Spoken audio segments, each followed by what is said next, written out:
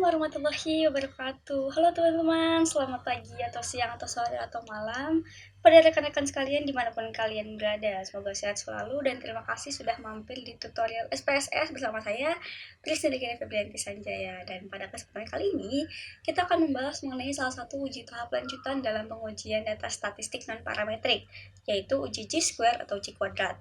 Dan tentu aplikasi yang kita gunakan ialah IBM SPSS dan yang saya gunakan ini adalah versi 26 yang versi terbaru begitu. Dan sebelum lebih lanjut, mari kita ulas sedikit mengenai uji Chi-square. Nah, uji Chi-square atau Chi kuadrat ialah pengujian statistik non-parametrik di mana rekan-rekan bisa menggunakannya jika data yang dimiliki mengalami ketidaknormalan, yang mana sedikit mirip dengan korelasi Pearson di mana uji ini juga menguji keeratan atau hubungan antara suatu variabel dengan variabel lainnya. Antara baris dan kolom gitu. Akan tetapi jenis data yang digunakan dalam uji ini berbentuk kategori atau frekuensi. Nah, adapun dasar pengambilan keputusan uji Chi-square ialah jika nilai asim signifikansi lebih dari 0,05, maka tidak ada hubungan yang signifikan antar variabel. Dan jika nilai asim signifikansi kurang dari 0,05, maka ada hubungan yang signifikan antar variabel. Nah, seperti biasa, saya sudah siapkan contoh data yang akan digunakan untuk pengujian kali ini. Nah, yaitu data dari pekerja sebuah perusahaan dan kita buat pemisalan gitu ketika seorang peneliti ingin mengetahui keterkaitan antara gaji dengan tinggi pendidikan seseorang. Bisa dilihat di datanya ada kolom gaji dan juga kolom pendidikan. Nah, seperti yang sudah disinggung sebelumnya, jenis data yang digunakan dalam uji ini berbentuk kategori. Contohnya seperti pendidikan, jenis kelamin, dan lain-lain, atau juga frekuensi seperti tabel gaji ini.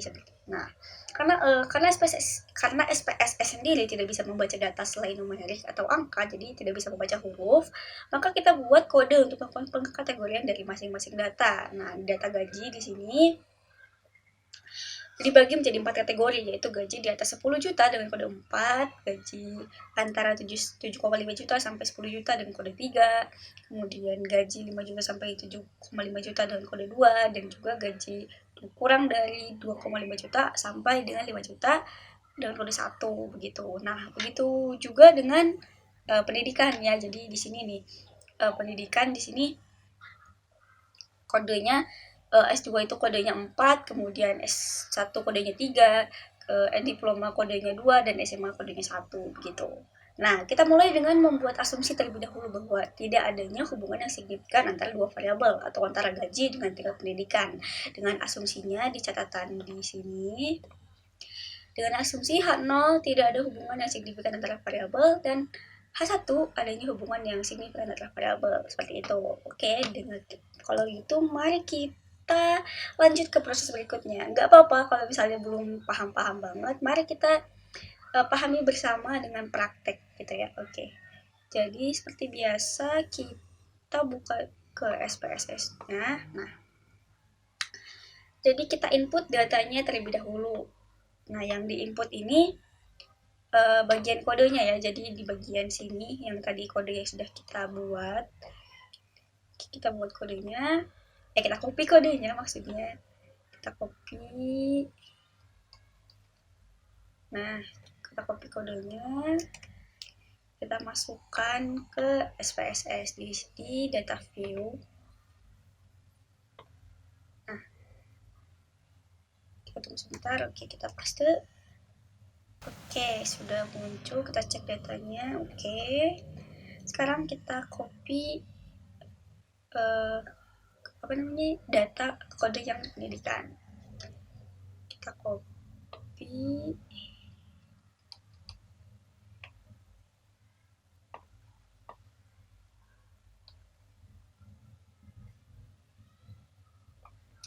Copy.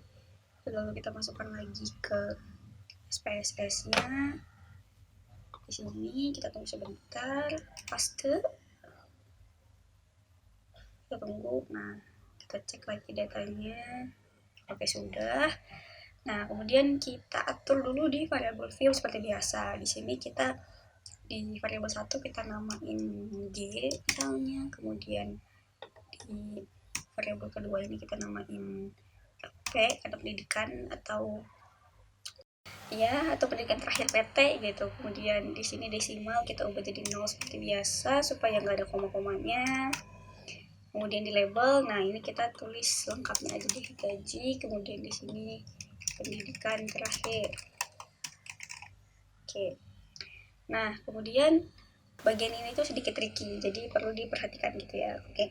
Jadi di bagian values ini kita akan mengkategorikan berdasarkan keterangan kode yang kita buat tadi gitu. Jadi ini kan pertama ini kita buat values di yang gaji. Kita tekan yang titik 3 itu, kemudian kita masukkan tulis kode 1 untuk 2,5 juta, kemudian tekan add.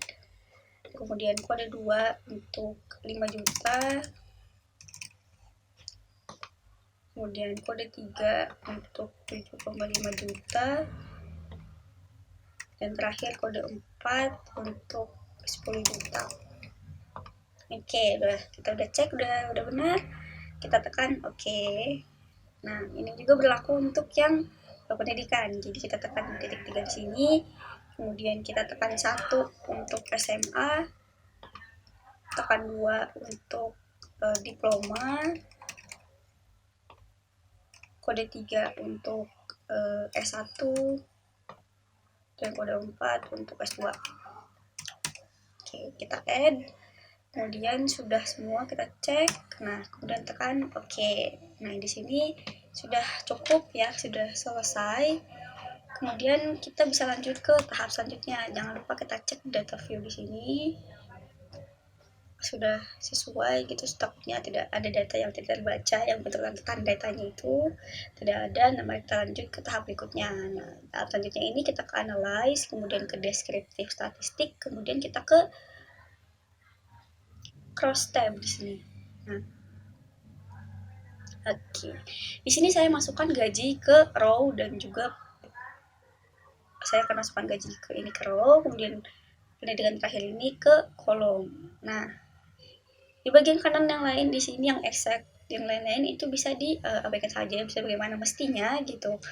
Nanti tapi kita tekan di statistik di sini.